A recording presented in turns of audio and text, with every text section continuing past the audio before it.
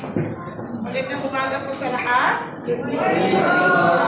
At salamat sa Panginoon sa buhay niyo.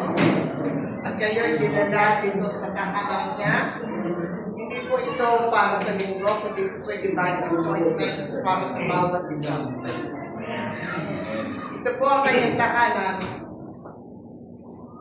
Kaya tayo po ay magbigay na pasasalamat sa buhay na ibigay sa atin ngayong umaga. Amen. Pagkagising pa lang natin, biyaya kayo ng Panginoon sa atin. Binigyan tayo ng tibok ng puso. Nakita natin ang magandang umaga. Ngayon ay mayroong araw, so maganda. Kaya, salamat sa buhay ng bawat isa sa iyo. Salamat sa Panginoon. Salamat. Ngayon pong umaga ay ating tatapusin ang ating tema sa buwan na ito. Iyon po ang Isaiah 40:31. At sinasabi, ngunit ang naghihintay sa Panginoon ay mga babagong lakas. Sila'y paiilang sa pamamagitan ng mga pakpak na gaya ng mga agila. Ang ating pong verse for today is 40:31c. Sila'y tatakbo at hindi mapapagod, sila'y lalakad at hindi manghihina. So sa English ko, maganda po pakinggan sa English. Ang sabi, they will run and not grow weary. They will walk and not faint.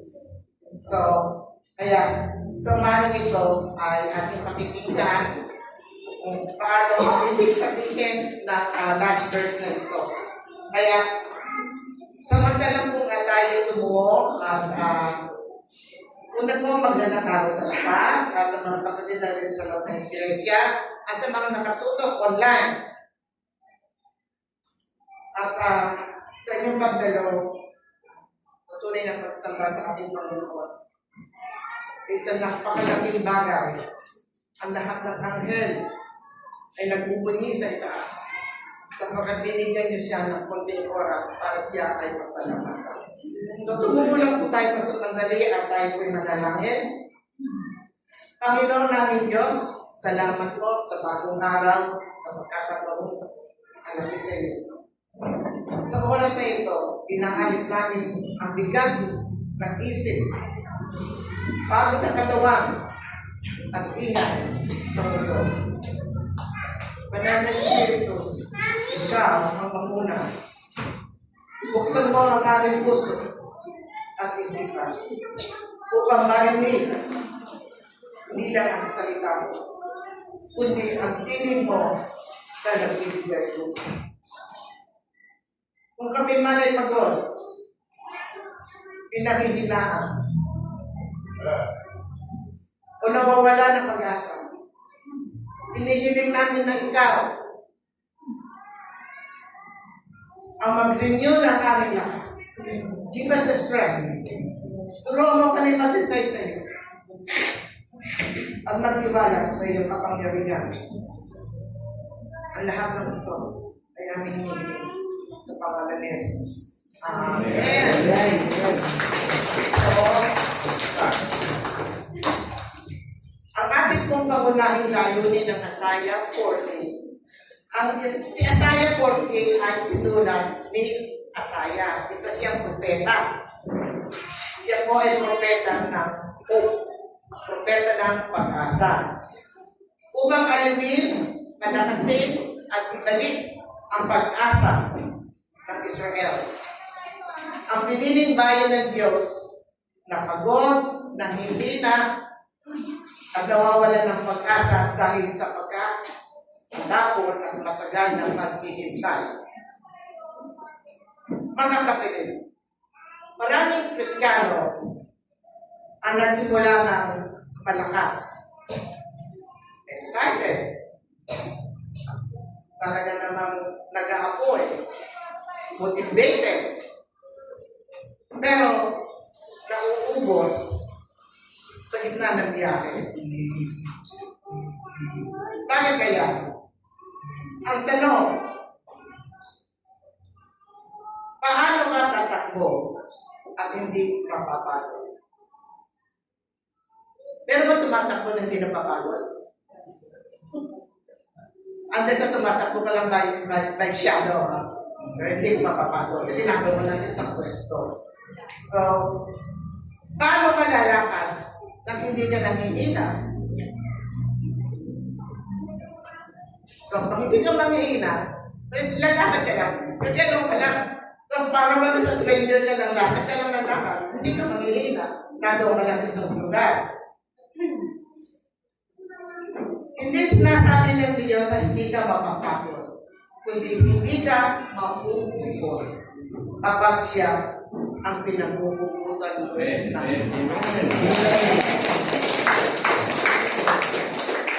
When our hope is in God, our spirit cannot be crushed. Tama? Pag ang ating puso at isipan nakatuto sa Panginoon, kahit na anong takbo, kahit na anong lakad, hindi kayo makakaramdam ng pagod. Sapagkat ang inyong puso at ang inyong isipan ay nakatuto sa ating Panginoon. Tayo lahat ay born again na pinili ng Panginoong Jesus.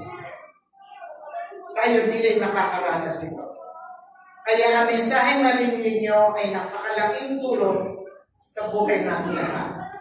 Ito ang simula ng ikalawang bahagi ng aklat ng science. Nakilala bilang mensaheng nakakaliwan ng pag-asa.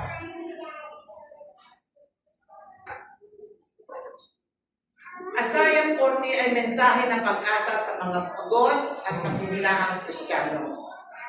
Ano ba yung mga problema ngayon? Unang-una, lagi tayo may problema. Kahit na tayo Kristiyano, nakakaramdam din tayo ng problema. Sino ba walang problema sa atin? Ito, sino walang problema? Lahat tayo meron. Pero bilang Kristiyano, marunong tayo magdala. Amen.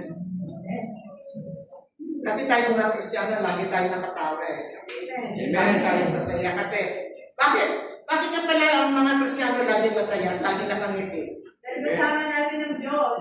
Amen! Amen! Amen! Overtopping ka, overtopping. Ako yan.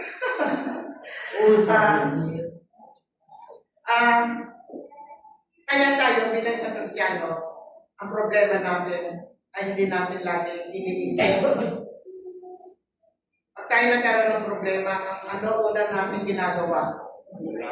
Tayo ay magdasal at sasabihin natin, ang Diyos lamang ang makakalutas ang problema nito.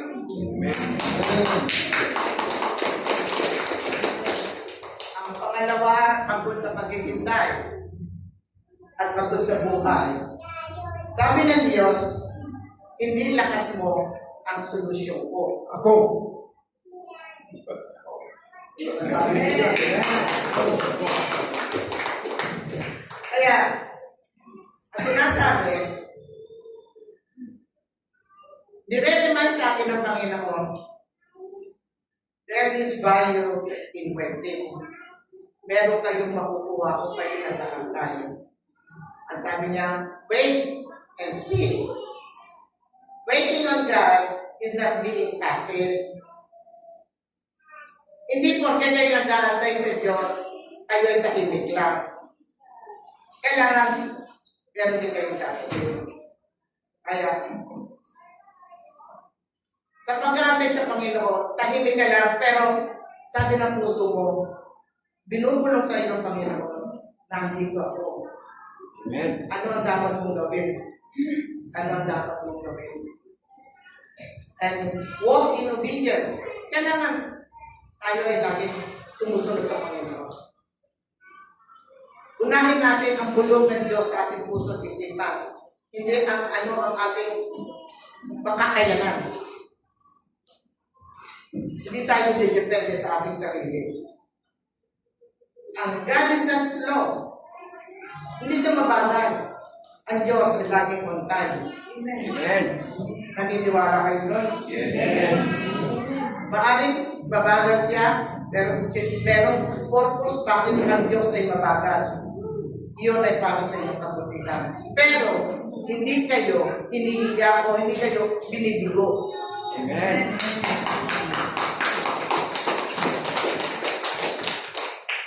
Lagi siyang on time. At lagi siyang, meron siya bagong job, grab, lagi siya nagde-deliver na inyong pagmamahal. Kaya, mag-grab na tayo. Kasi ang i-deliver nyo ay ang pagmamahal ng Diyos. You cannot do everything, but you can do something. Katulad ng problema, hindi nyo ito masusolve sa inyong sarili. Umasa tayo sa Panginoon. But habang tayo umasa sa Panginoon, you can do something. Okay?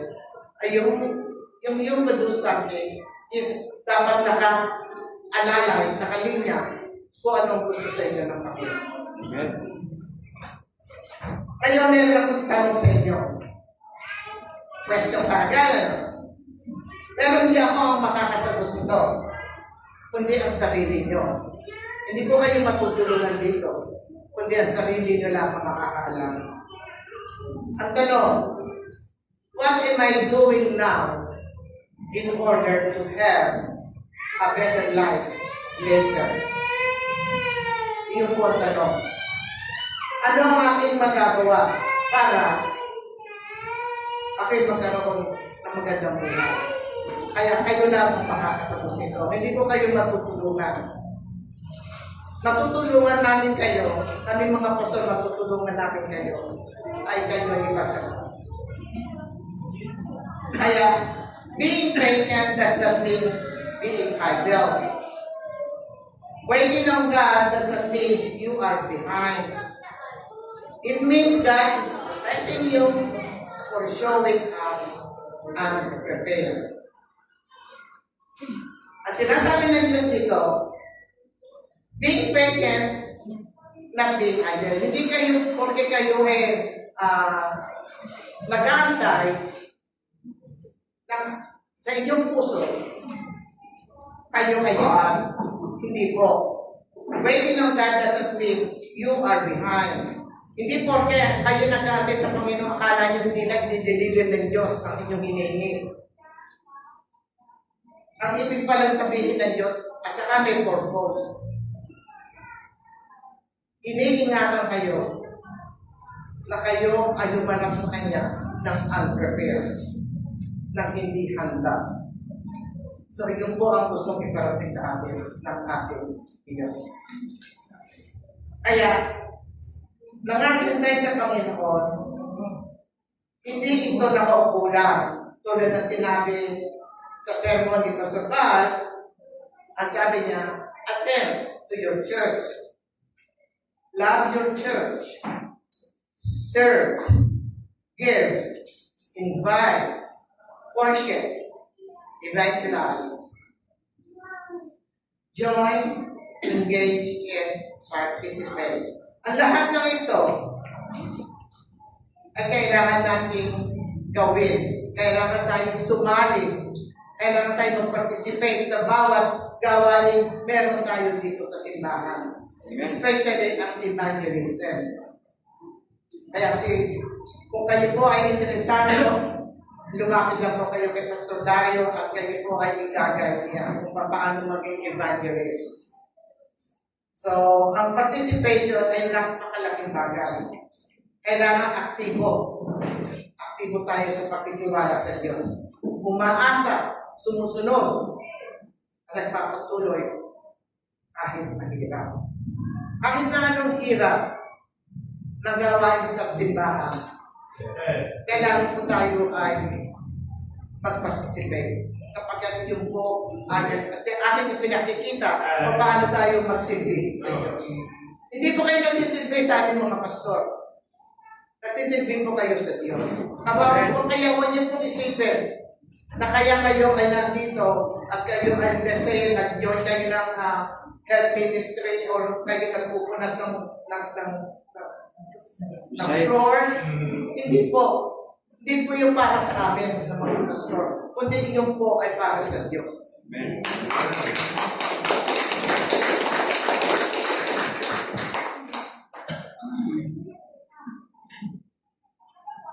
Next slide. Pero dito isang illustration. Ito po ay na paliwanag namin Pastor Dayo at Pastor Gary. Ito po isang agila.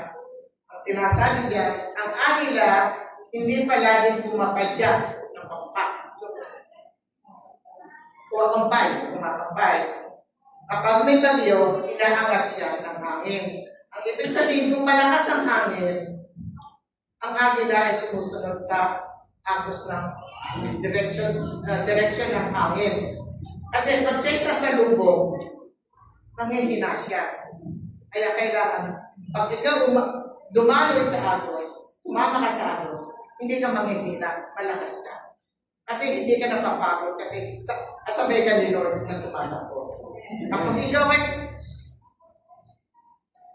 against sa agos, ang ibig sabihin nun, ang hihina ka kasi hirap na tumakay. Kasi yung hangin nag-i-stop ka. Katulad kami sa Chicago, kami ay nagtrabaho sa downtown Chicago. Ang Chicago kung tawagin ay Windy City. Kasi lagi malakas ang hangin. Ngayon, during winter time, pag malakas ang hangin, tapos ang temperatura ay below zero, ibig sabihin napakalamig. Yung mong kalye, pag meron konting tubig, nagyayero po yun. Para ba yung bloke ng ice na ginagawa ng balok? Yun. Parang gano'n po, kaya napakadulas. Kaya, pag humangin na, lalo kami dadaan sa tulay, pag humahangin at against you, hindi ka makalakad. Talagang, you really fighting it. Hindi ka makalakad. Ngayon, kung ang hangin ay nasa likod mo, moving forward, hindi ka naman din po pwede lumakad sa dahilan napakadulas. Talagang mababangga mo, yung falling down, magbaksa ka sa floor. Kaya, ang sinasabi ng ating Panginoon dito ay sumabay ka sa agos ng hangin. Huwag mong babalikin ang agos ng hangin. Kapag hindi ka sumunod sa agos ng hangin, napakahirap sumunod sa Panginoon. Kaya kailangan trust God. Be obedient and serve Him.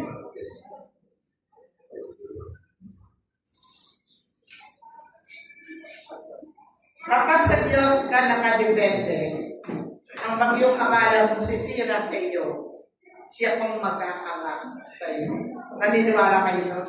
Amen. Tama, ako naniniwala dito. Kapag ang Diyos ang kasama mo, ang bagyo ay hindi wakas, kundi ito ay simula. Kaya doon sa mga bagong tumanggap sa ating Panginoon, ito po ang simula sa inyo. Binigyan kayo ng Panginoon ng pagkakataon na siya'y tanggapin. Para sa atin, na tayo ay tinggap ng Panginoon, tayo ay kanya nilinis. Kaya kailangan natin ay ang pagbabago. Baguhin natin ang ating mga pananaw sa buhay. Yung mga nakadaan, yung mga nagawa natin hindi tama, kalimutan na natin yun sapagkat nang tanggapin natin ang Panginoon. Ito'y inalis na sa atin ng Panginoon. Ginawa niya tayong bagong ginanap. Kaya, nakita niyo itong krus na ito, kaya niya namatay si Jesus sapagkat inalis niya ang ating mga kasalanan. Binigyan niya tayo ng laya. Malaya kang pumili Hindi malayo manginom, hindi tinanggalin ng Panginoon. Kaya, kailangan, pag tinanggap natin ng Panginoon, ito'y mula sa ating puso at diretso sa ating isipan. Ano ang positive result? Renewed strength. Ibigyan kayo ng bagong lakas. Amen. Higher perspective. Hindi ka stuck sa lupa ng problema. Yung nabanggit ko kanina, ahead of time, sabi ko yung problema, yan ay unti-unti aalisin ng Panginoon. Kung ano ito na nasa inyong balikan, unti-unti aalisin ng ating Panginoon. Manalig lang po kayo sa Kanya. Ang keyword doon ay trust. At una, kailangan patawarin niyo muna ang inyong sarili din. Pamigyan niyo ng kapatawaran sa Panginoon. Bigyan niyo ng freedom ang inyong sarili. Huwag kayong maging pity sa inyong sarili. Pag sinabi ng Panginoon, kayo ay malinis na. Ito yung inyong panghawakan. Kaya, malinis na kayo, huwag na kayong pumunta pa dito sa marumi. Stay dito sa malinis. Amen. Steady endurance. Tumatakbo ka pero hindi ka nakuubos. Yun ang sinasabi, sumabay ka sa agos. Don't go against the wind. Lagi sumabay ka sa agos. Sa agos ng hangin. Katulad ng agila. Pag sumabay sa hangin, hindi siya napapagod. Kasi hindi niya ginagamit yung kanyang pakpak. Naka-glide lang siya. Hindi nyo napapansin yung mga ibon din, gano'n din. Kapag sila ay merong hangin, sinusundan nila yun. Tapos sila ay nag-glide lang para hindi mapagod ang kanilang pakpak. Amen. Sa inyong pagsusuri, ano ang man yung masasabi? Katulad sa 2 Corinthians 12:9, ang sabi dyan, ang lakas ko'y nagiging sakdal sa kahilangan. So, when our hope is in God, our spirit cannot be crushed. So, iyon ang sinasabi sa 2 Corinthians 12:9.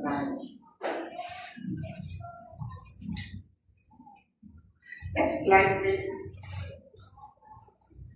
Hindi lahat ng araw takbo. Minsan, lakad lang. Pero mahalaga, hindi ka tumitigil. Amen. Amen.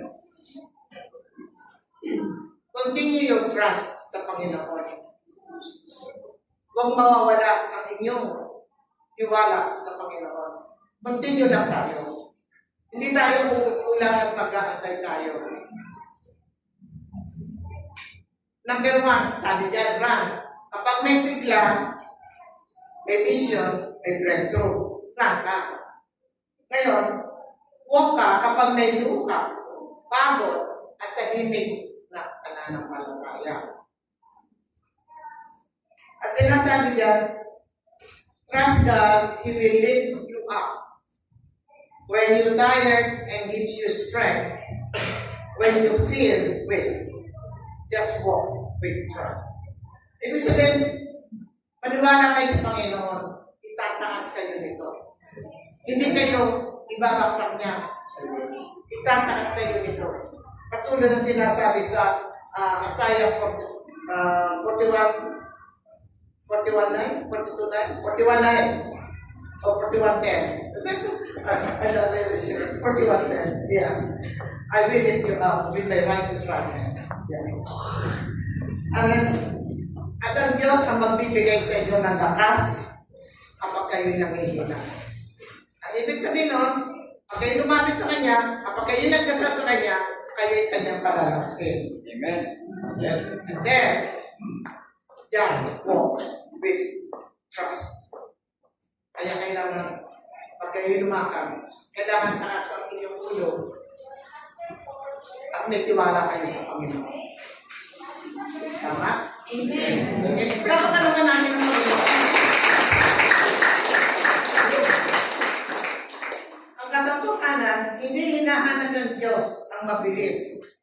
kundi ang tapat. Kasi dito, napansin ko, mabilis ka na, pero cloudy naman ang puso mo. At hindi tapat. Bakit wala ang takbo mo? Dapat yung equal portion, ang takbo mo at ang puso mo. Kaya kung ano na sa puso mo, ganun din ang itatakbo mo. Kung ang puso mo ay nangangailangan ng takbo, lumalakad ka lang, hindi mo malulutas ang problema. Kasi wala ka sa Panginoon. Nawawala ang connection mo sa Panginoon. Kaya, ang katotohanan, hindi hinahanap ng Diyos ang mabilis, kundi ang tapat. Sa Hebrews 12:1, nagsabi dyan, tayo magsitakbo na may pagtitiis, takbuhin na itilagay sa harapan natin. Kailangan, we need to see waiting as is an advantage and not disadvantage. Ang paghihintay, huwag natin ilagay na ito ay video sa inyong sarili yung walang pabo sa inyong sarili. Kailangan pag ito ay nagantay, laging sa sarili mo nakatuon sapagkat sinabi mo, ang Diyos ay nasa sa iyo. Ang Diyos ang siyang magtatama ng iyong puso. Ang Diyos ang siyang kasabay mo sa paglakad at sabay sa agos.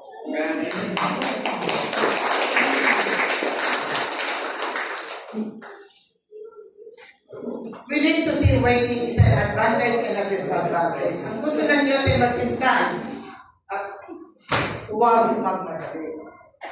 Patience with trust. So, meron po isang illustration dyan. A phone without a charger. Kayo lahat kayo may cellphone, di ba? Kung wala kayong charger, magagamit niyo ba ang cellphone nyo? Hindi, no? Kaya, ang cellphone mo ay mahal. Maganda. Latest model. Ano ba ngayon ang Apple, latest ng Apple? 17 or 18? Apple 17? Sino may Apple 17 na dito? O meron kayong Apple? Apple lang ang sige. Sige. Yeah, okay. Pero kapag walang charger, ano ang kalalabasan? Mahina ang reception. Diba? Mahina ang reception. Kaya, ang negative ng low battery, kapag hindi ka nakakunin at naghihintay sa Diyos, madaling mapagod. Kahit konti lang ginagawa mo, pagod na pagod ka na. Madaling mag-burn out, kahit active sa church. Madaling magalit. Nagreklamo at pamihina. Pagkaraniwan nito, kapag nawawala ka na ng connection mo sa Diyos, ang feeling mo ay parang ikaw ay wala ng pag-asa. Wala ka ng hope. Ang gagawin mo ay kung lang sa isang tabi at kaawaan mo ang sarili mo. Hindi nyo alam na tayo ay binigyan ng Diyos para tayo lumapit at humingi ng tulong at humingi ng biyaya. Sapagkat ang Diyos natin ay ating Jehovah Jireh.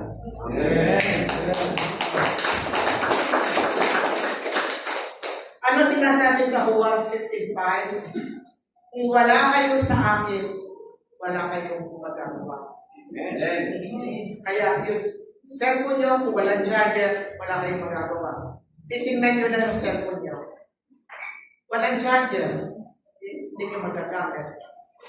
Kaya ano ang dapat natin gawin? Connect. I-plug nyo ang inyong charger. At kayo bibigyan ng lakas. Bibigyan kayo ng ginhawa.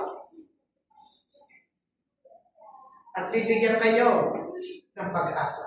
Amen. Kaya kailangan ng charger. Ang inyong cellphone lagi naka-charge. Para naman sa akin sarili, kailangan tayo ay lagi tumatawag sa Kanya. Prayer. Pag-isip pa lang sa umaga, pray. Bago magtulog, pray. Meron nga yan, pagdating pa ng noon, tanghali. Pagdating ng tanghali, nagdarasal pa rin. Walang masama. Miski every hour, pwede tayo magdasal, humingi tayo ng awa sa Panginoon. Humingi tayo ng tulong sa Panginoon. Lord, ano ba gagawin ko? Tapos na ako magdasal ngayon, ano po ba ang gusto niyong ipagawa sa akin? Amen. Pagkadasal ko po ba ako kayo uulan dito at mag-aantay ng baksak ng biyaya ko? Hindi po. Pag kayo humingi sa Panginoon, kailangan din po tayo may gagawa. Amen. Pero gagawa kayo according to His will. Amen. Because God is the one who knows what you need. Ang Diyos lang ang nakakabatid na naman ang ating puso. Sa ngayon, ang problema, sabi nyo, ang problema, di nawawala. Totoo yan. Even myself, may problema ako. Ang problema ko po ay hindi ko nakikita mga apo ko. Pero nakakapag na. Pero nandito po kami. Ang tinilalaan namin ang salita ng Diyos.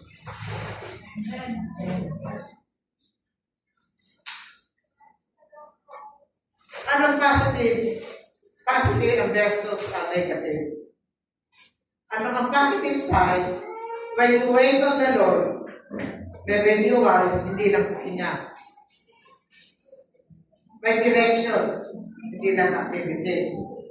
Ibig sabihin may direction, ang inyong mga pagpapagal, ito ay may direction. Hindi paligo-ligo. Direction po yan, sapagkat kayo ay sa Panginoon. Huwag kayong liliko. Kasi pag kayo lumiko, baka po kayo mahulog. Ang inyong kahuhulugan ay mainit na apoy. Kaya diretso lang po tayo.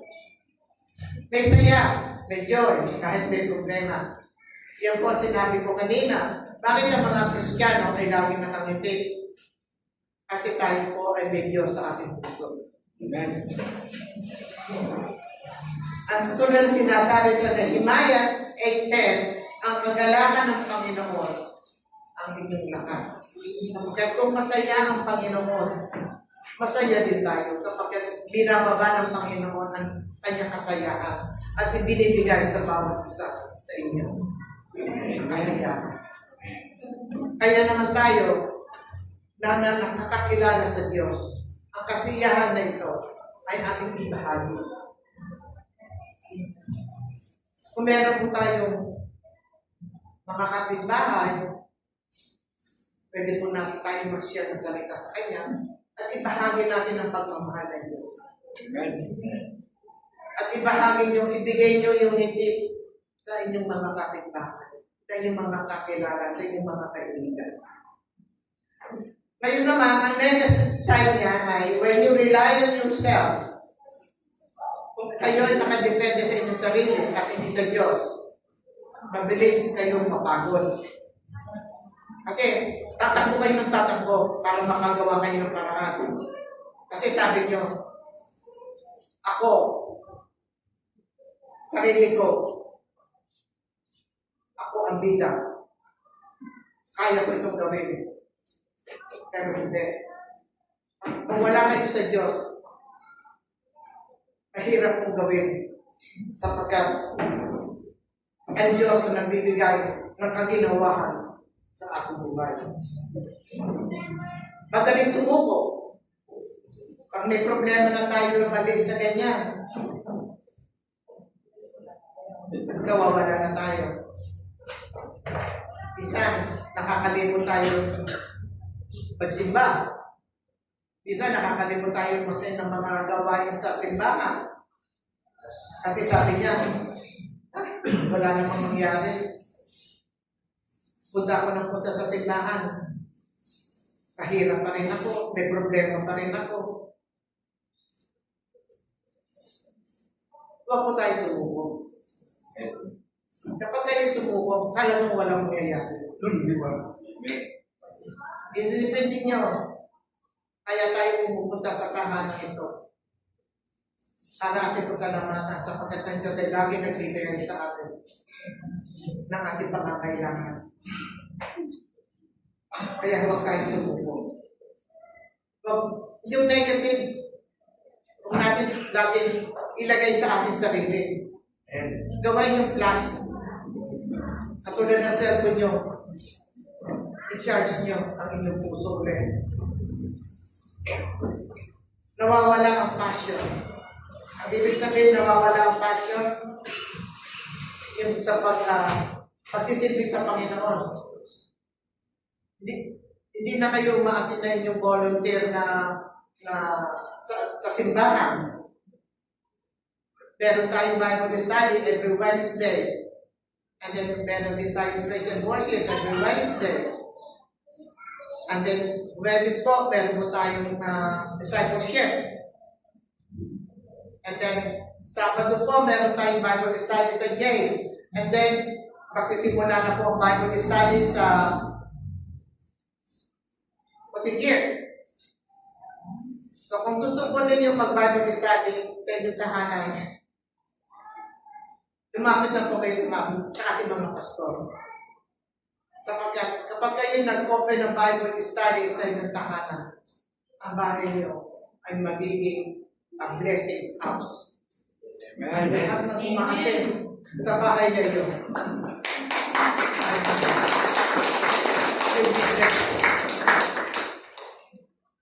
kaya, ang magtayo ng cell group ay hindi masama. Kundi ito ay para tayo maka-stay connection sa Panginoon. Amen. Dito natin matututunan kung ano ang sinabi niya sa Biblia. Sapagkat tayo ay nag-aaral ng kanyang buhay. Ang buhay ni Yesu Cristo. Kaya, ang sabi sa Kawikaan 14:12, may daan tila matuwid sa tao, ngunit ang dulo ay pagkaya. Kaya, huwag tayong mapagod, huwag tayong sumuko, at hindi kailangan mawala ang ating passion. Yung ating negative, gawa natin plus sign, positive. At ang ating cellphone ay continue natin i-charge para tayo ay laging active. Kung natin ihahambing ito bilang life application, meron po ako few questions again. But by the way, yung pong question na aking ibinigay sa inyo, bago tayo magsimula, naisip niyo na po ba kung anong kasagutan ninyo? Nakalimutan ang question. Nakalimutan ang tanong. Okay. Ngayon, ang tanong, kanino ka naghihintay?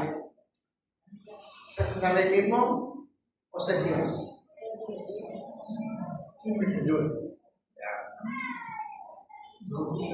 Kanino ka yan? Sa Diyos. Diyos. Tama. Kasi sinasabi sa Jeremiah 17:5, sumpain ang taong natitiwala sa tao, hindi dahil masama ang tao, kundi dahil hindi sapat ang tao. Kailangan maging tapat tayo. Padalas, sa sarili tayo naghihintay. Hindi po yung tama. Habang may lakas pa, diskarte ka. Tama?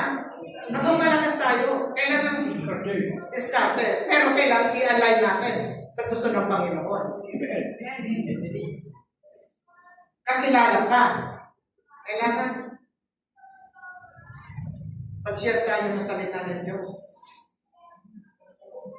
Kung ano sino makita natin, makatabi natin sa upuan, sa mga restaurant, sa mga beer house, atin mong beer house, yeah. Doon yung pag kayo pumasok sa beer house, makikita nyo ang daming tao sa beer house. Ngayong gawin nyo, pasukin nyo, upuan nyo. At bigyan nyo, share nyo ang salita ng Diyos. Amen. Walang masama doon. Walang masama doon. Pero, kung kayo iinom, papasok na kayo. Hindi kayo uupo at kukurder ng horse, red horse. Hindi po, papasok lang po kayo para mag-share kayo ng salita ng Diyos. Amen. Ganun po. Habang may kanas-kanas ka, kakilala ka, saan lang tayo lalapit sa Diyos kapag ubos na ang ating mga diskarte. Kung kailan, pagod na kayo, saka lang kayo lalapit sa Panginoon. Hindi po. Pagbagsak pa lang ng problema sa ating buhay, lumapit na kayo agad sa Panginoon. Unahin niyo ang Panginoon bago inyong sarili.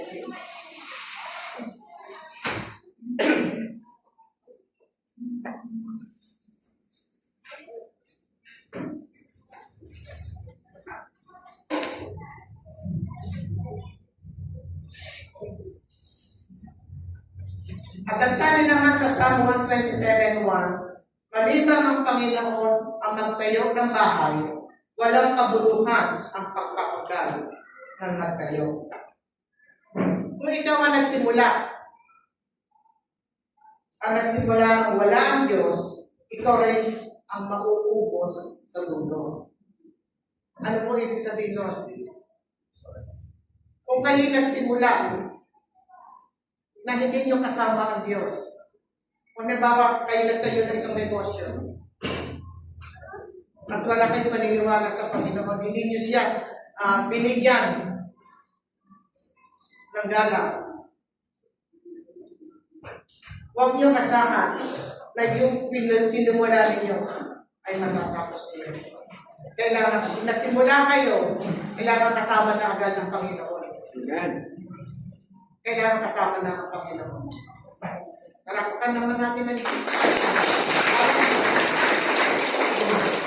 sinabi na nga ni Sister Jacqueline na kailangan gamitin natin ang ating mga kamay.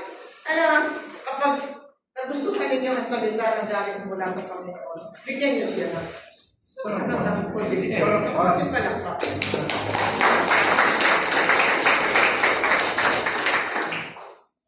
Ang maghihintay sa Diyos ay hindi huling option.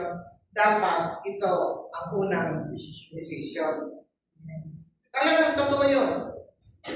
Totoo po yun. Hindi, dahil ka nang lalapit sa Panginoon, wala ka nang mapuntahan. Kasi ang uunahin mo muna, ang puntahan mga kaibigan mo, sasabihin mo ang problema mo. At yung naman kaibigan mo, sasabihin ang problema sa isang tao. Kaya, hindi po dapat. Kailangan, unahin mo natin ang Panginoon. At hindi ito ang huling option. Ang gagawin niyo sa Panginoon, ang huling option. Teka muna, gagawa muna ako ng, pupunta muna ako sa kaibigan ko. Hindi po tayo dapat dumepende sa tao. Amen. Kailangan dumepende tayo sa Panginoon. Ang tunay na sinasabi sa Colossians 3:17, and whatever you do in word or deed, do all in the name of the Lord Jesus Christ, giving thanks to God, the Father, through Him. Ibig sabihin nito ay, anything not done with the Lord is doing it in vain. Ang ibig sabihin nun, kapag hindi ito nasa Panginoon, ang lahat ng ito ay mawawala. In vain. So, kailangan lahat, anything that we do, kailangan lagi tayo nakakonect sa Panginoon. So, lahat ng ating mga iniisip, ang lahat ng ating gagawin, kailangan ay mula sa Panginoon. Tumatakbo ka ba sa grace o sa pressure? Maraming Kristiyano ang on fire sa umpisa, pero burn out sa gitna. Bakit? Kasi nagsimula sa grace, pero tinuloy sa pressure. Ang ibig sabihin nun, ikaw nagsimula sa grasya ng Panginoon, at ito hininto mo, ang mangyayari niyan, problema sa iyo balikan. Sa pressure ka na. May hahabol ka na hahabol hanggang sa mawala ka na sa direksyon. Sabi sa Galatians 3, nagsimula kayo sa Espiritu, tatapusan ba ninyo sa laman? When you began by the Spirit, we must continue by the Spirit. Self-effort is spiritual amnesia, forgetting that our righteousness comes from Christ alone. Nakakalimutan natin na ang ating righteousness ay nagsimula sa Panginoon. Amen. Nagiging ungrateful tayo. Kailangan tayo lagi magpasalamat sa Panginoon. Kailangan tayo lagi magpasalamat. Pag-isip pa lang sa umaga tayo, salamat na Panginoon sa buhay na pinagtagaw mo sa akin sa umaga nito. Pangalawa, tumatakbo ka ba sa grace o sa presyo? Kapag presyo na nagtutulak sa iyo, takot kang magkamali. Ito po, itong tatlong ito ay aking iyakalilimunan sa evangelism. Takot kang magkamali. Sa pagsashare ng salita, kayo po ay natatakot mag-share ng salita sa dahilan ay natatakot magkamali. Hindi po. Pag kayo nag-share ng salita, wala itong pagkakamali. Sapagkat ang sinishare nyo ay ang salita ng Diyos. Amen.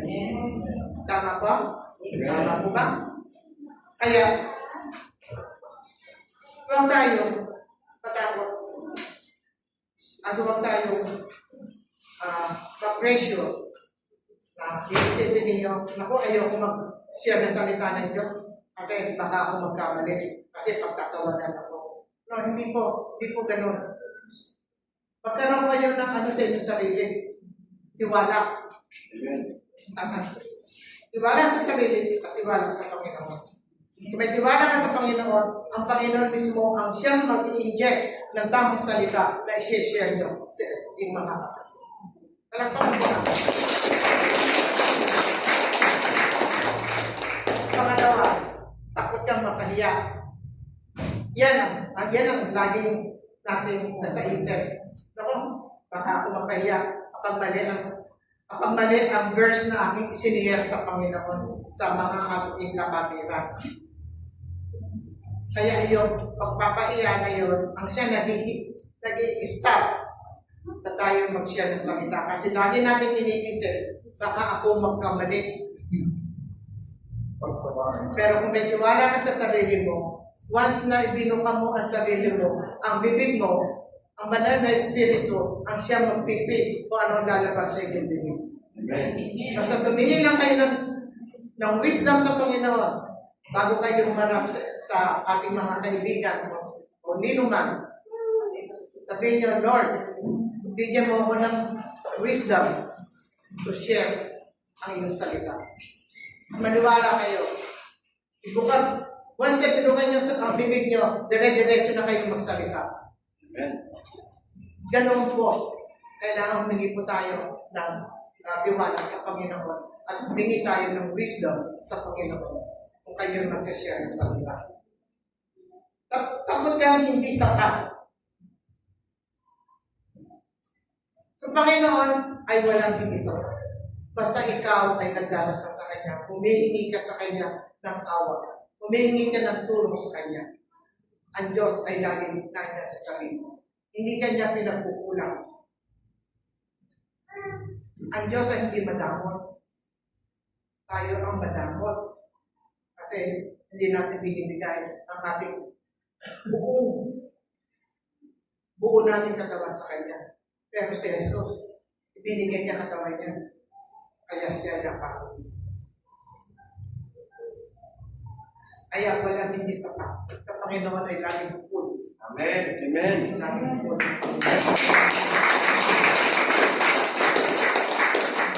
Kaya sabi ni Jesus sa Matthew 11:28, lumapit kayo sa akin ayaw mo nagpapagat.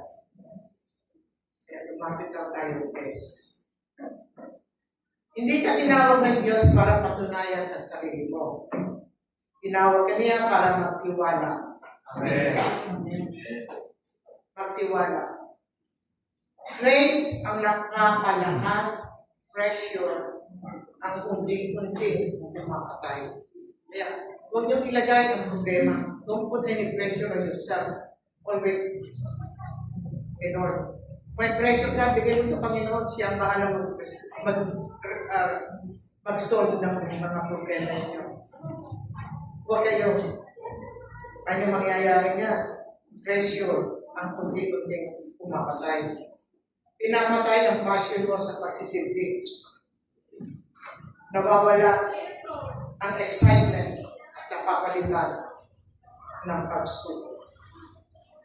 Huwag po natin gawin yun. Kailan lagi tayong excited? Pag pinag-uusapan si Jesus, kailangan lagi tayong excited. Kapag si Jesus ang nagbigay buhay sa atin. Amen. Si Jesus ang nagpatawa sa ating mga kasalanan. Amen. Si Jesus ang ating daan na tungo sa Ama. Kaya, huwag niyong kalilimutan kung kayo manataka. Lagi niyong iisipin, ang Diyos ay nasa akin. Hindi ako susunod. Hindi ako mawawala ng tiwala sa Diyos. Kasi Diyos ang siya, sender ng aking buhay.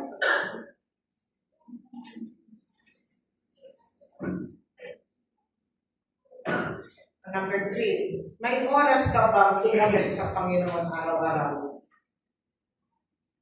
At sinasabi sa Hosea 4:6, napapahamak ang aming mga mamamayan dahil kulang ang kaalaman. Kaalaman nila tungkol sa akin, sapagkat kayo mismo mga pari ay tinanggihan ng kaalaman ito. Kaya tinatanggihan ko rin kayo bilang mga pari. Kilimutan niyo ang utusan ko, kaya kakalimutan ko rin ang mga anak ninyo. Kaya dito, ang sinasabi, choosing ignorance means neglecting the divine.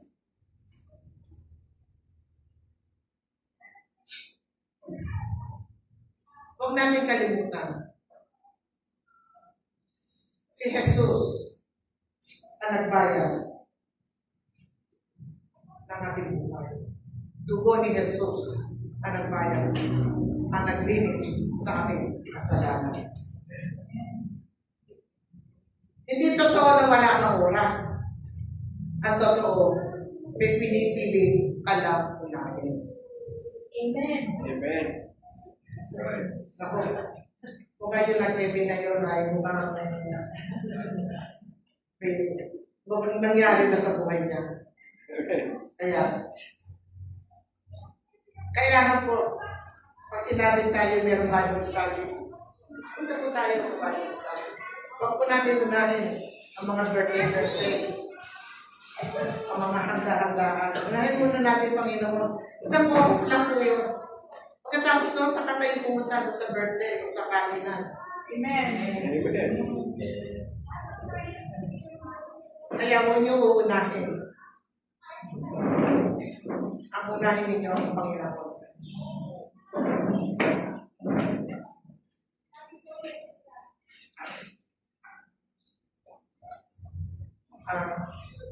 May oras ka bang kumunik sa Panginoon araw-araw?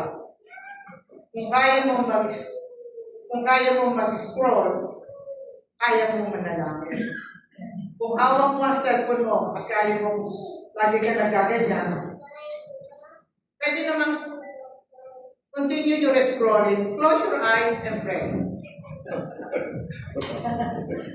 So, kaya, yung scroll nyo ay hindi mawawala ng ng saysay. Nag-scroll pa rin kayo, pero ang inyong isipan at puso nyo nakakulit sa Panginoon. Pwede ba bang gawin yun? Sa mga kabataan, yung lagi hawak ang cellphone, na kahit na continue sa preaching dito ng pastor, sila'y nandiyan, pag hindi ka ng scroll na kanilang cellphone. Kung pwede lang magtanong siguro ang pastor, kapatid, ano ang preaching ko ngayon? Doon sa nag-scroll. Makasagot kaya? Maganda.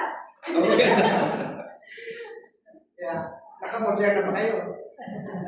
Baka meron kayo order sa Shopee. Mag-scroll na kayo. May oras ka dapat sa Diyos. Kung kaya mo mag-scroll, kaya mo rin manalangin. May oras ka dapat sa Diyos. Ang buhay na walang daily connection sa Diyos ay buhay na umaasa sa sarili. Totoo yun.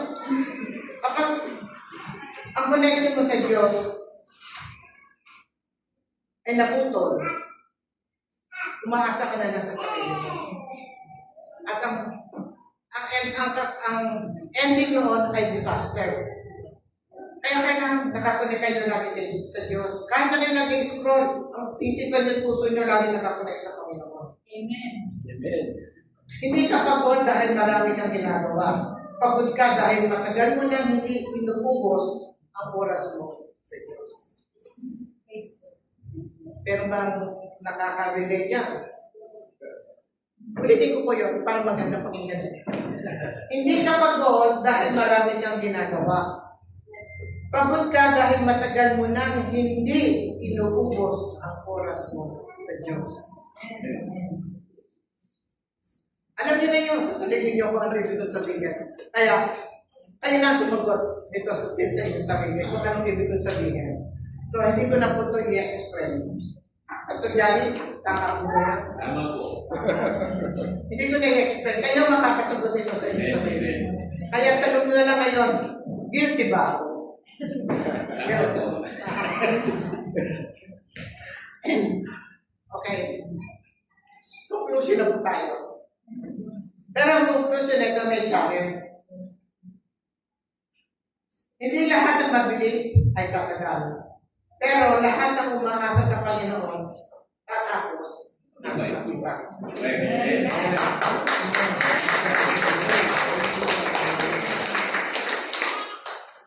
Walk or run, basta with the Lord, hindi na Hindi lang po ang ating gawin. Walk and run, or run, basta sa Panginoon, hindi tayo mapapagod. Walk or run, basta sa Panginoon, hindi tayo mapapagod. Lagi nyo sasabihin nyo, kung sa Panginoon hindi ako mapapagod, magsisilbi ako ng bukal mula sa puso ko. Magsisilbi ako sa Panginoon. Iyon ang kailangan natin. Ang Panginoon na hindi humihingi ng regalo. Kasi, ang Panginoon ang may-ari ng mundo. Paano siya hihingi ng regalo? Wala siyang kailangan. Ang kailangan lang niya ay huwag siyang kalimutan sa everyday na prayer, sa mga gawain sa simbahan. At kung linggo, pumunta kayo sa kanyang bahay sambahan. Pasalamatan niyo siya.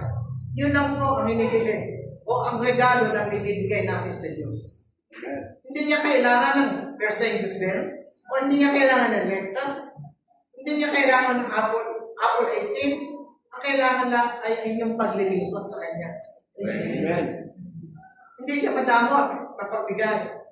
Paglabas niyo ng simbahan, meron na kayong bigay.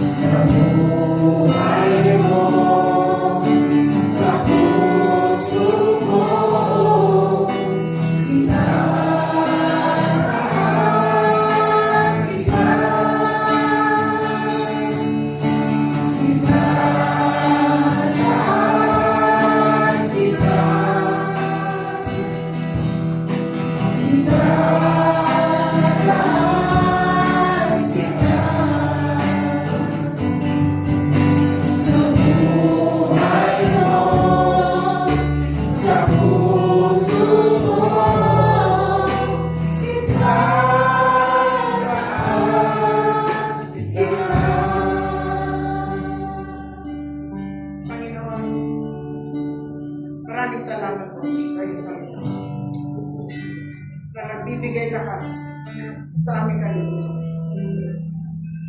Salamat dahil pinaalaala mo sa amin na ang lakas namin ay hindi nang gagaling sa aming sarili, kundi sa iyo. Habang kami lalakad at tatakbo sa buhay,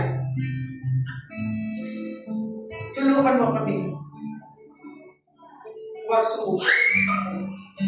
Huwag manghila. At huwag mawala ng pag-asa. Bigyan mo kami ng pusong marunong maglutang. Buhay na umaasa sa iyong biyaya. At pananampalatayang mananatili hanggang dulo. Dahil namin ang iyong kapayapaan at lakas sa aming lahat. Trabaho at ministry. Lahat ko rito ay inangalin namin sa iyo sa makapangyarihan pangalan ni Jesus na kami nanabaligtas. Amen.